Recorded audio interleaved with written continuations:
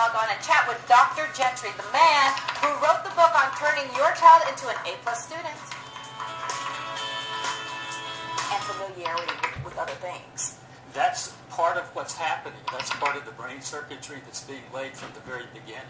It even starts right at birth with the baby exploring the book with his or her mouth. Soon after, the baby will be turning pages. So early start, having fun with books, it's all a positive experience for kids. So now talk about the dictionary in the child's brain. Well, it's very interesting. It's really the spelling dictionary. And when we look at the phases, we're seeing kids go through phases of learning how to spell. And ultimately, what needs to happen, right here on the left side, just behind the ear, is a word form area. And if I hold up a word like Texas, 250 milliseconds, your brain knows the meaning, the sound, and the expert spelling. So one of the things that points out to us is that spelling is critically important for early reading, but not only early reading, but for proficient reading once kids learn to read. Right. Now, one of the things you touched on briefly is the benefits of talking and reading to your child aloud as opposed to, sending your child to the corner and saying, read a book. Absolutely. Talk about the advantages of that and what a big difference that makes. Well, that's the thing that gives them that 32 million word advantage, because whenever parents are reading to kids or talking to them, their brain is processing language, and that language processing circuitry is so important to connect with the early reading circuitry. Now, are there words that you can use, Dr. Gentry, to say a 5 or 6 year old that are too advanced? When you say the brain begins to develop language skills from birth, when should you start incorporating some of the larger words into a child's vocabulary? Well, see, that's one of the advantages of not just talking to kids, but reading aloud to them. Because when you read to kids, you introduce unusual vocabulary. Words like giraffe or monkey, for example, in flip books when they're beginning to learn new words, it's such a positive advantage to them. Now, what about story time? That's really the time in the evening when parents and children bond. Should you have a child give you the story back, or is it enough for them to process it once you give it to them the first time? Oh, one of the advantages, or one of the brain-based parts of the brain-based formula for reading is repetition. So it's very important for parents to allow children to choose their favorite books and read those over and over and over from birth to age 3. For example, it's not unusual for a favorite book like Goodnight Moon to be read 300 times, but every time the child and parent share that book and talk about it, the baby is benefiting from that, or toddler is benefiting. What I love about your book is you talk about how to teach children to read and write from baby to age 7. Now, what if you are a parent who's tuning in and you have a child who's 10 or 11 who's not reading to their level?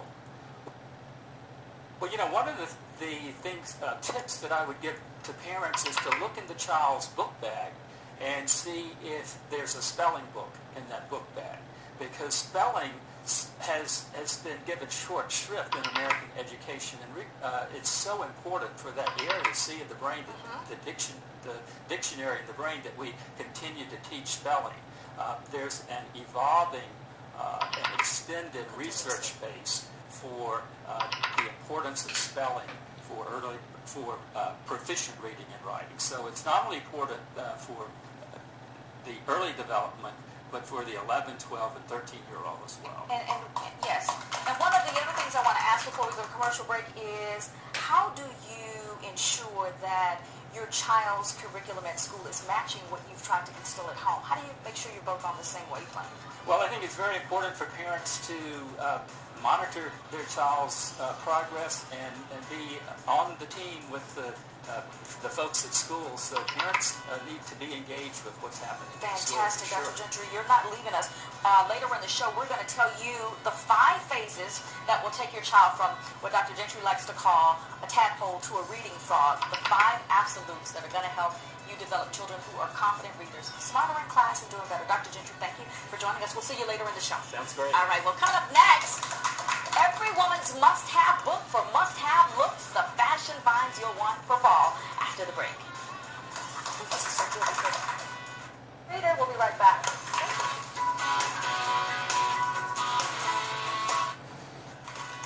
Welcome back, everybody. Well, this morning we've been talking with Richard Gentry. He's the author of Raising Confident Children, and so compelling this stuff is in this book that we thought, let's come back for a second half and talk about, if you're a parent, this is good stuff. There are five phases, to raising confident readers, and we want to get right into those, Dr. Gentry, in case there's a parent at home right now watching saying, how can I turn my child into the smartest in the classroom? Let's start with phase 0. Reading aloud at birth to teaching children to write their name. Talk about that. Phase 0 starts just after birth. Within 3 days, a child can recognize the mom's voice. At 4 months of age, children can respond to illustrations in books.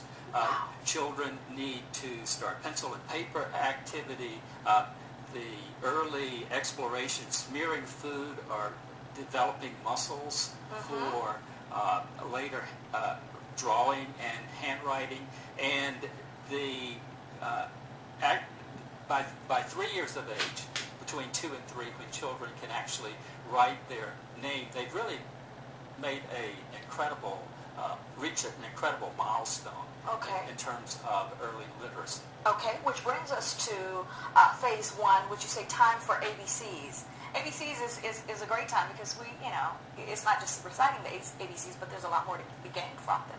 Well, the interesting thing about the phases is we can actually track their development by seeing what children do in their writing. We can see how they are thinking about how the alphabet code works.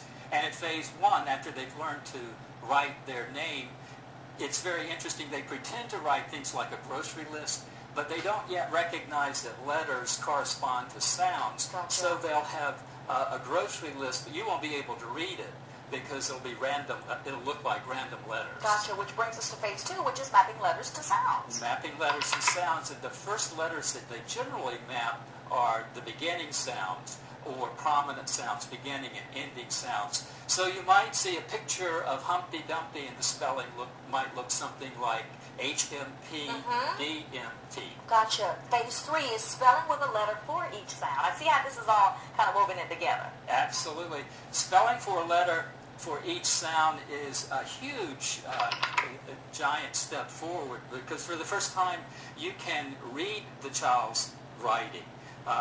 It's easy to read. You don't have to have the picture. A word like bird will be spelled B-R-D.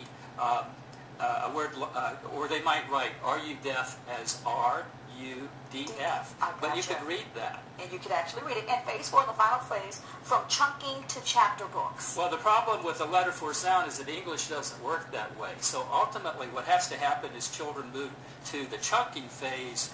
They spell a word like everywhere. Ev, E-V, re, R-E, where, W-H-A-I-R. But the thing is, the chunk might not be the correct chunk, and that's why we need to continue with the teaching of spelling. Dr. Gentry, that's a lot of good stuff. Of course, if you'd like to get a more compiled list of all these tips, Raising Confident Readers is where you get it. You can purchase this book at Amazon.com or go to raisingconfidentreaders.blogspot.com, Kent5.com. We just hope they can put the letters together, GDSA. Dr. Gentry, thank you so much. Stay with us, everybody. We'll be right back. Here's good stuff.